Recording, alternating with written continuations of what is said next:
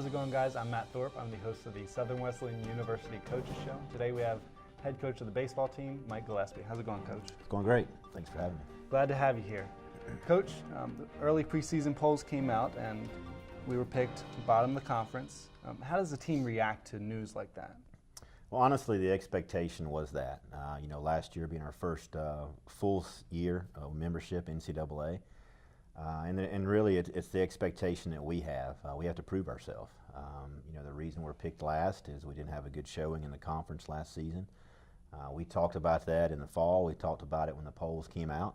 And so it is a challenge, but it's also the expectation that we have to be in the tournament at the end of each year.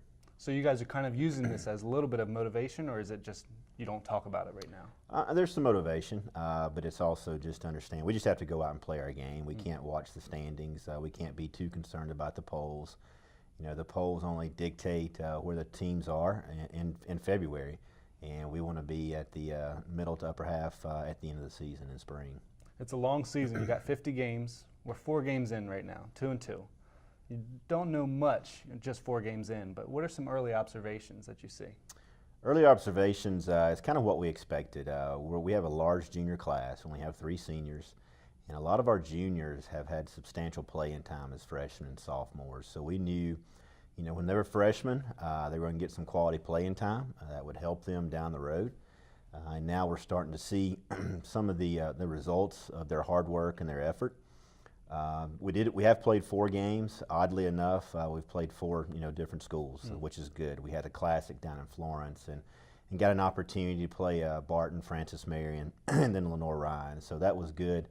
A good opportunity being 4 games into the season to have played 4 different opponents as opposed to just maybe 2 or even 1. So it's been a good observation as far as, and a good opportunity for us to see some of the things we need to continue to work on. So throughout the season, what will a practice look like for you guys? It really varies based on our midweek schedule. For instance, this week, we'll have 1 midweek, a 3-game series, the same for the following week. We don't want to come in and just have, cookie cutter practices once the season gets going. And typically what we'll do on Monday is just kind of break down the weekend. We usually go in groups on Mondays, and in doing so it gives us a chance to really individualize and get more individual work. And then if we're playing on Tuesday or if we're playing on Wednesday, we kind of prepare for that particular opponent. Then Thursday we're back at it and preparing for the opponent on the weekend. So practices are generally the only difference between the spring and perhaps the fall. Might be the length of practice, especially if we're playing, 5 games a week. They may be a little bit shorter in nature, but we want to go out there and really maximize the time we have. So you're obviously focused on the gameplay and the practices, but part of your job as a coach is to recruit. So how do you recruit? What does that look like during the season? At this point in the season, we're really focused on 2019 and 20. We signed 8 in the early signing period for our 2018 class.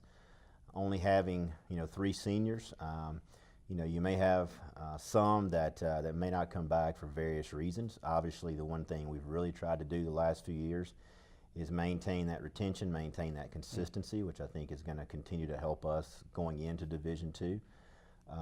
But you also have to kind of plan for injuries and things of that nature. But as far as 2018, we're pretty much finished. There may be 1 or 2 that we'll pick up late spring in the spring signing period, or perhaps during the summer.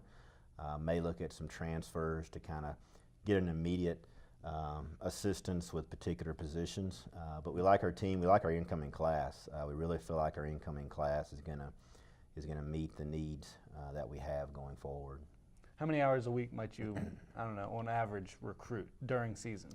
During the season, if we get out, it's just going to be local. Gotcha. Really within a 2 to 3 hour time period, just because of our schedule. Right. Then when the summer picks up, obviously we're expanding out.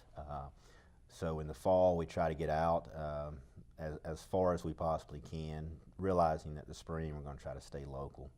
Makes sense. So at the end of the season, well, like we said, it's a long season, 50 games. At the end of the season, what will it take for the team to say this year was a success? Our expectation is to play in a conference tournament at the end of the year. We want to take it, one day, one game, but also we shrink it down to even one pitch at a time, and our philosophy is next pitch. And so, we don't want to start thinking about April. We don't want to start thinking about May. We want to take it one game at a time. But we are at that point now to where, being our second full year membership NCAA, it's time for us to start making some appearances in the conference tournament. And, once you make it, anything can happen.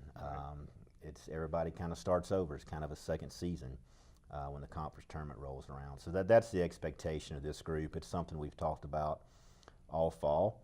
And again, having, juniors and seniors that have put a lot of time and have a lot invested in our program since they were freshmen, they're ready to make that next step as well. Well, we thank you for coming out today. We wish you the best of luck this season. Looking forward to watching you guys compete. So thank you. All right, glad to be here. Be sure to join us next time on the Southern Western University Coaches Show.